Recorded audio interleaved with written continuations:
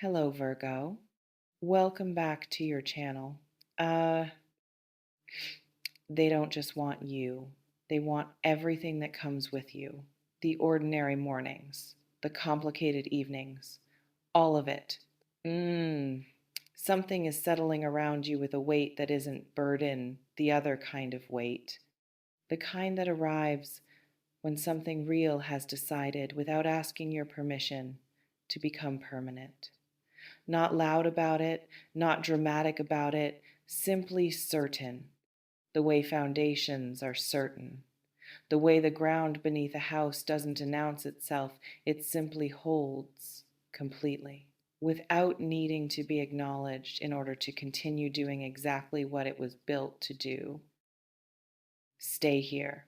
This one goes deep, and it deserves your full presence. There is a specific quality to love that has moved past the territory of wanting and into the territory of knowing.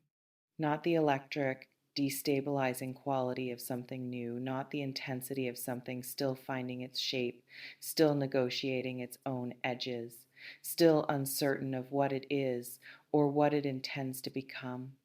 Something quieter than that, something that has passed through the fire of uncertainty and emerged on the other side as something considerably more durable. Something that has looked at every version of what this could be, considered every inconvenient complication, examined every reason that caution might recommend a different direction, and arrived, after all of that, at a single, unequivocal, entirely unhurried conclusion. You, not as a preference, not as a choice made from the available options, as the only answer that makes any sense to a question that has been asked and answered privately and completely in the interior life of someone who has finished at some unannounced moment looking for alternatives. Let me tell you what it looks like when someone is 100% in love with you. Not the performed version, not the version that arrives with declarations and grand gestures and the carefully curated evidence of feeling the real version. The version that lives in the unremarkable moments, in the small and undefended places where performance would be too exhausting to maintain and too pointless to bother with. It looks like someone who notices things about you that require attention to notice, not the obvious things, not the things that present themselves without effort, but the quiet things, the specific things, the things that could only be registered by someone who has been paying a quality of attention to you that most people never receive from anyone. It looks like someone for whom your comfort is not an afterthought, but an orientation, a persistent, almost reflexive consideration of what you need, what you prefer, what makes the specific texture of your daily life better rather than harder. Not performed, not strategic, simply present, the way genuine care is present, without requiring acknowledgement, without keeping score, without the exhausting reciprocity calculation that tends to operate in connections where the caring is conditional rather than complete, is less than hash zero. 5 hash is greater than. It looks like someone who has quietly and without ceremony organized a significant portion of their interior life around you, and who has done this not as a decision, but as something that simply happened the way water organizes itself around stone, not because it chose to, but because your presence created a shape that everything around it naturally moved to accommodate. This reflection invites you to consider in what specific small, unremarkable moments have you felt the quality of this person's attention most clearly, the moments that didn't announce themselves as significant, but that left a particular impression anyway, in the way that only genuine feeling leaves impressions? Because genuine feeling leaves a different kind of mark than performed feeling does. Performed feeling tends to leave impressions in the places designed to receive them, in the grand moments, the visible gestures, the occasions that call for demonstration. Genuine feeling leaves its marks in the ordinary places, in the Tuesday afternoon that nobody was watching, in the moment of difficulty that didn't require a witness, in the specific, private, entirely unannounced way that someone who is truly in love with you shows up in the unremarkable portions of your existence, not because the occasion demands it, but because their orientation toward you doesn't have an off switch. Now, marriage. The word that carries everything this reading is circling, that contains more weight than almost any other word in the human vocabulary for commitment. I want to sit with it carefully because it deserves more than its surface reading. Marriage, at its most essential, is not a ceremony. It is not a legal arrangement. It is not even at its core a promise, though it contains promises. It is a declaration of architecture. It is one person saying to another, I intend to build my life around yours, not beside yours, not in proximity to yours, around. In the specific, structural, irreversible sense, that means the shape of my daily existence, the organization of my priorities, the fundamental arrangement of what I am working toward and what I am working for, all of it has been revised permanently to include you at its center. Uh, that is not a small thing. That is, in fact, one of the largest things one human being can offer another. And the person who is moving in that direction, in your direction, with that specific and serious intention, is not doing so lightly, is not doing so as a performance of devotion designed to produce a particular response, is doing so because something in them has reached the point of such complete, such unequivocal, such thoroughly examined certainty that the architecture of a life without you in it has become genuinely and irreversibly unimaginable. This reflection invites you to consider, what does it bring up in you? Not what you think it should bring up, but what it actually brings up in the most honest and unguarded part of your interior, to sit with the possibility that someone has already privately and completely decided that you are the person they intend to build their life around. Because for some people watching this, that possibility activates something unexpected. Not simple joy, though joy may be present. Not simple warmth, though warmth may be present. Something more complicated than either. Something that contains, alongside the tenderness of being chosen, a specific and very human fear.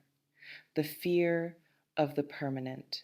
The fear of being known at the depth that genuine commitment requires being known. The fear of allowing someone to organize their life around yours, which means inevitably, inescapably, that your life becomes, in some essential way, organized around theirs. And that mutual organization, however beautiful its intention, is also the most profound vulnerability one human being can extend to another. Some of you have been in the proximity of commitment before and found it more terrifying than anticipated, have discovered in the specific moment when something permanent was actually available, that the wanting of it and the receiving of it are two entirely different experiences, that the wanting can be maintained at a comfortable distance in the safe territory of the hypothetical, while the receiving requires you to actually be present for it, to actually let it land, to actually allow the permanence of it to change the shape of how you hold yourself in your own life. And that landing, that changing of shape is not comfortable, even when it is exactly what you wanted, even when it is unambiguously the right thing. Let me tell you about the wedding that this reading carries, not as a prediction, because predictions are not what this is. As an image, as a possibility held in the specific, serious way that only real possibilities deserve to be held. An event of a particular quality, not the generic template following ceremony of two people completing a social obligation with appropriate ceremony and moving on. Something considerably more specific than that. Something that carries the unmistakable signature of two people who understand completely and without romantic illusion what they are doing, who have looked at each other in the full light of knowing, with all the inconvenient reality that genuine knowing produces, and chosen anyway, specifically, deliberately, with the particular gravity of people who are not performing commitment but actually fully inhabiting it. The talk of town. That phrase, seemingly the lightest part of this title, carries something worth examining, because the kind of union that becomes extraordinary in the eyes of others is never the kind that is built for their observation. It is the kind that is built with such genuine attention, such honest intention, such real and durable and unperformed love that its quality becomes visible from the outside, even when the people inside it are simply, quietly going about the business of being genuinely committed to each other. The extraordinariness is a byproduct, not the goal. The goal is the thing itself.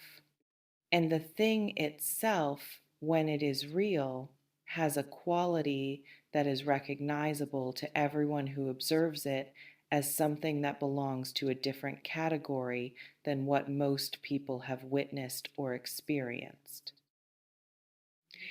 This reflection invites you to consider, what would a love of that quality require you to be? Not perform, not present, but actually be and are you in this current version of yourself, in this specific season of your becoming, closer to that version than you have ever previously been? Because the love that produces something extraordinary doesn't arrive to meet an incomplete person and complete them. That is a story, and a seductive one, but not the truth of how the most durable and beautiful things are built. The love that produces something extraordinary arrives to meet a person who has done and is doing the private and unglamorous and entirely necessary work of becoming genuinely, honestly themselves. Who has moved through the seasons of difficulty and emerged, not unscarred, but clarified. Who carries their complications with the particular self-knowledge of someone who has examined them, rather than the particular defensiveness of someone who is still hiding from them. That person, the clarified one, the one who has been through enough to know themselves with some real accuracy, is someone who can actually receive what is being offered here. Who can let the permanence land without immediately deflecting it? Who can allow the depth of being truly loved to reach the places that previous connections, for whatever reason, never quite managed to access, who can be present for their own love story rather than watching it from the careful, protected distance of someone who is still, at some level, not entirely convinced they deserve to be its protagonist. This reflection invites you to consider, what would it mean in the most practical and immediate sense to stop watching your own love story from a distance and to step fully, without reservation, into the center of it? Some of you watching this have been half present in your own most significant connection. Not because you don't feel it, you feel it completely, with a depth and a specificity that you don't entirely know what to do with, but because feeling it fully, inhabiting it completely, allowing yourself to be the person at the center of something this real and this serious, requires a surrender of control that the carefully managed, intelligently protected version of you has not yet fully agreed to. And that half presence, however understandable, however intelligent its origins, is costing you something. It is creating a slight, persistent gap between yourself and the full experience of what is available to you. A gap that the person who loves you can feel, even if they haven't named it. A gap that you can feel in the honest hours, even if you have not yet found the language for what it would take to close it. The power is yours. It always has been. Not the power to manufacture the extraordinary from the ordinary or to force the profound from the functional, but the power to be fully present for what is already genuinely, profoundly real in your life. To let the love that is already here, 100% present, 100% certain, 100% oriented toward you and toward the permanent, actually reach you at full depth. Without the familiar reflexive management that keeps you safe and also, at moments like this one, keeps you slightly apart from the most significant thing that is happening in your life. This person is 100% in love with you. Your marriage will be the most expensive talk of town. Not eventually already decided in the interior life of someone who has finished looking for reasons to wait. Already certain in the specific and unequivocal way that genuine love, after it has passed through the fire of doubt and emerged intact, is certain. Already building in the quiet accumulation of ordinary days and unannounced devotions, and the persistent architectural orientation of a life being organized deliberately and completely around yours. Trust yourself with this. The love that is here is not something that needs to be tested or managed or held at a careful distance until sufficient evidence has accumulated to make full presence feel safe. It simply needs to be received completely, with both hands, with the full and undefended presence of someone who has waited long enough and survived enough and become enough to finally, quietly, completely, without apology, let something this real be exactly as real as it is. Before you go, I want to hear from you in the comments. What does being loved 100%, completely, permanently, without reservation bring up in you? And is the thing it brings up closer to joy or closer to something more complicated that you haven't yet found the words for? And what would your most extraordinary love story actually look like? Not the version you think sounds acceptable to admit to, but the honest, private, completely personal version that lives at the center of what you actually want. Drop it below. I read every single word, and this space holds all of it without condition or judgment. See you in the next one, and listen. The love that becomes the talk of town isn't built for the audience. It's built in the quiet, in the ordinary, in the unwitnessed moments of two people choosing each other with complete and unhurried certainty. The audience simply recognizes, when they see it, something they have rarely encountered before, something real, something that was built to last. Take care.